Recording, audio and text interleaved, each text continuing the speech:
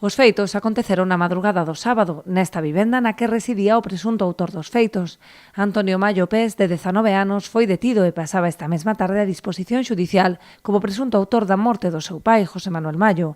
A espera de coñecer as circunstancias que rodearon o crime, a nova causou unha gran consternación en Esteiro, posto que a vítima era moi coñecida.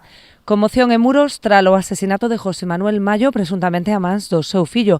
A vítima era moi coñecida, posto que durante anos rexentou un bar aquí no baixo da súa vivenda.